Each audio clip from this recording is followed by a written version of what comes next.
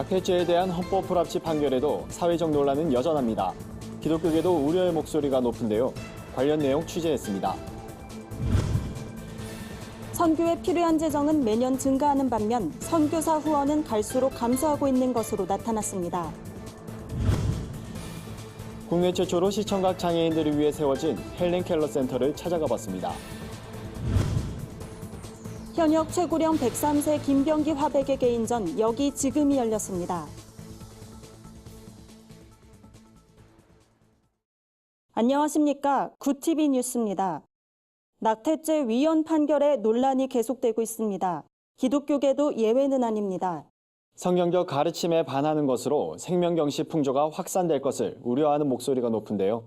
자세한 내용 한혜인 앵커가 취재했습니다. 헌법재판소가 낙태를 불법으로 규정한 형법 규정에 대해 헌법 불합치 판결을 내리고 2020년까지 관련 법을 개정하라고 지시했습니다. 사회에서는 낙태죄 폐지를 두고 대립 양상을 보이고 있습니다. 반대 측은 생명의 존엄성, 찬성 측은 여성의 자기결정권에 무게를 두는 모양새입니다. 기독교계는 낙태죄 폐지에 반발하는 목소리가 큽니다. 하나님이 주신 고귀한 생명을 죽이는 것은 성경적 가르침에 반하는 것이며 뱃속의 태아도 희노애락을 느낄 수 있는 엄연한 인격체란 겁니다. 생명체를 이미 기간을 정해서 제거시키고 차단하고 낙태를 해버린다. 이거는 살인죄랑 똑같다고 저희는 보고 있기 때문에 태아의 인권을 보호하는 차원, 태아는 생명이기 때문에 생명을 보호하고 지켜줘야 되는 차원에서 낙태가 자행돼서는 안 된다 하는 것이 저희들의 기본 입장이고요. 태아의 생명이 하나님에게 속한 것이 아닌 여성에게 속했다는 인식이 확산될 때 생명을 경시하고 남성의 양육 책임 회피가 확산될 수 있다는 우려도 제시됩니다.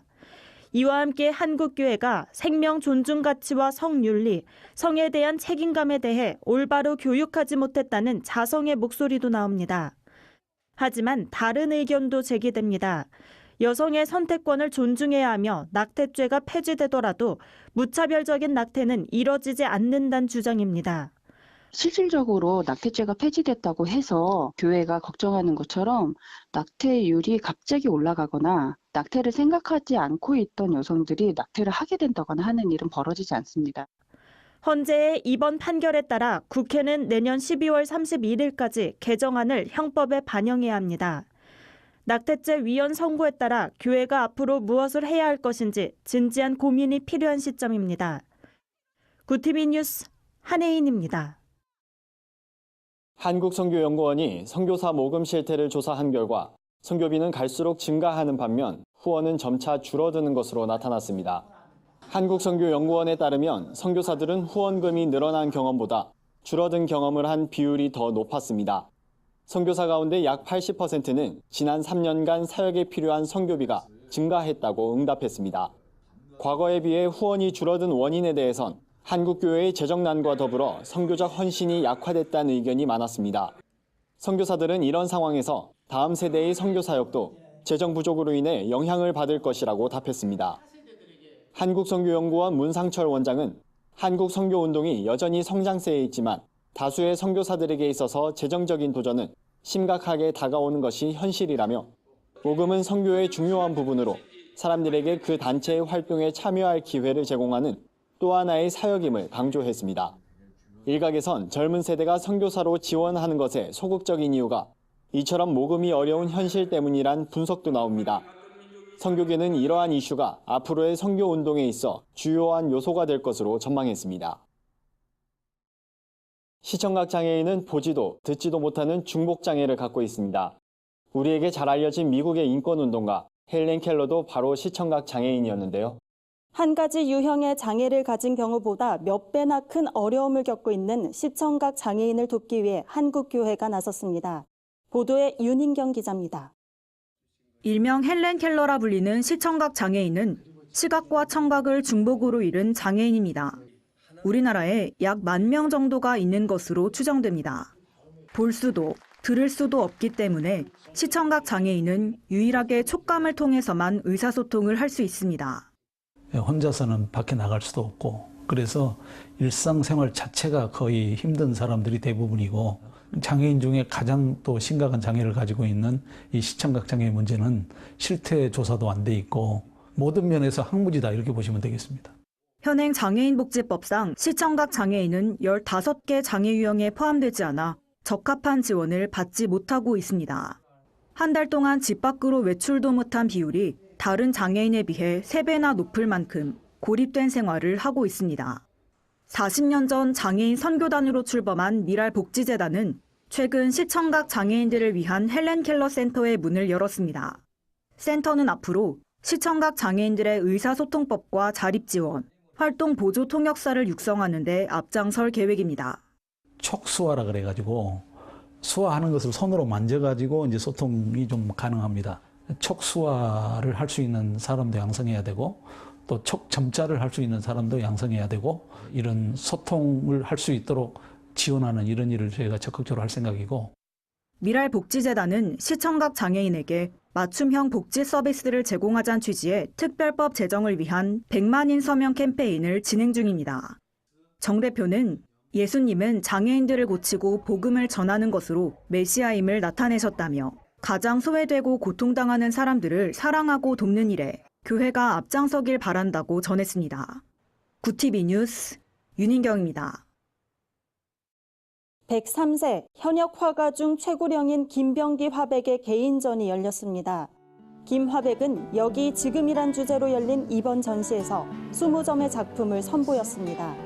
추상화가 1세대라 불리는 김병기 화백은 한국 근현대 미술사의 산증인입니다. 2016년 이후 3년 만에 개인전으로 돌아온 김병기 화백은 지금 여기서 영감을 받은 작업들을 작품화했다며 5개의 감의 공간이란 작품 역시 집 앞들 감나무에서 영감을 받은 것이라고 설명했습니다. 이번 전시회에 눈에 띄는 점은 기존의 작품보다 색채가 더욱 밝아졌다는 겁니다. 김 화백은 앞으로 더욱 다채로운 색의 작품을 그리고 싶다는 의지를 나타내기도 했습니다. 특히 김병기 화백의 역삼각형 나부는 하나님을 향한 믿음의 중심을 담아낸 작품입니다. 민족의 아픔을 관통한 여인의 삶을 두꺼운 질감으로 표현했습니다. 전시는 내달 12일까지 서울 종로구 가나 아트센터에서 진행됩니다. 오늘의 사회 이슈를 유창선 기자가 종합해드립니다. 오늘의 이슈 포커스입니다.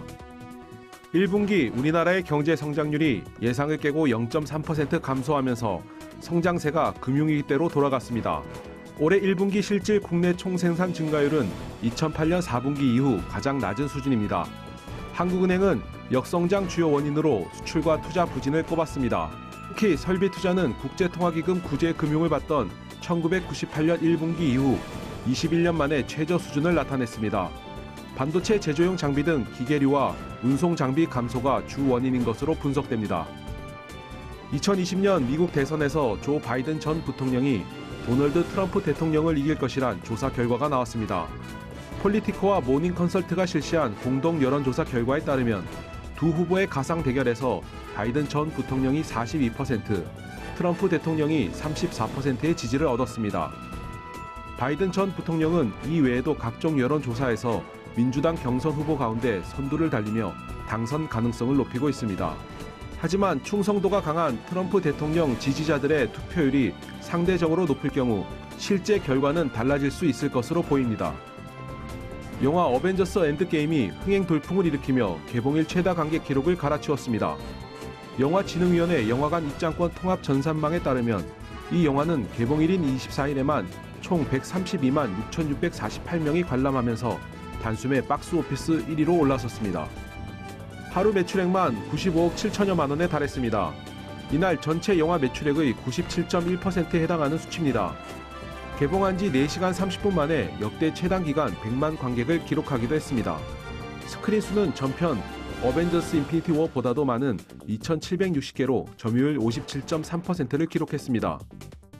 세계보건기구는 3살에서 4살 사이 어린이가 하루 1시간 이상 스마트폰을 비롯한 전자기기 화면을 들여다보면 건강에 악영향을 미칠 수 있다고 경고했습니다. 적절한 신체 활동과 충분한 수면이 보장되지 않아 비만과 각종 질병의 원인이 될 수 있다는 겁니다. WHO는 특히 1세 이하는 전자기기 화면에 노출되는 일이 없도록 해야 한다고 당부했습니다. WHO는 1살에서 2살 사이 유아의 경우 하루에 최소 3시간 이상 다양한 신체 활동을 해야 한다며 어렸을 때 만들어지는 습관은 유년기와 청소년기, 성인기까지 영향을 미친다고 설명했습니다. 구티비 뉴스 유창선입니다. 주요 단신입니다. 대한예수교 장로회 합동총회가 오는 9월 23일부터 27일까지 5일간 서울 충현교회에서 제104회 총회를 열 예정입니다. 특히 이번 총회는 부총회장 자리를 놓고 소광석 목사와 이건영 목사의 입하전이 예고돼 있어 주목됩니다. 외교부가 스리랑카 여행 경보를 1단계 여행 유의에서 2단계 여행 자제로 격상시켰습니다. 외교부는 이번 여행 경보 단계 조정은 연쇄 폭발로 인한 피해를 감안한 것으로 이미 체류 중인 국민은 신변 안전에 유의하고 여행 예정인 국민은 방문을 신중하게 검토해달라고 당부했습니다.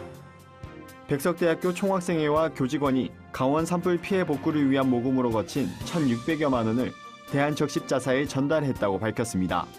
매년 진행하던 벚꽃축제 푸드트럭 수익금 전액과 모금 활동을 통한 기금을 피해 복구를 위해 사용하기로 한 겁니다. 대한적십자사는 산불로 힘겨운 생활을 하는 이재민들에게 기부금은 큰 힘이 될 것이라고 말했습니다.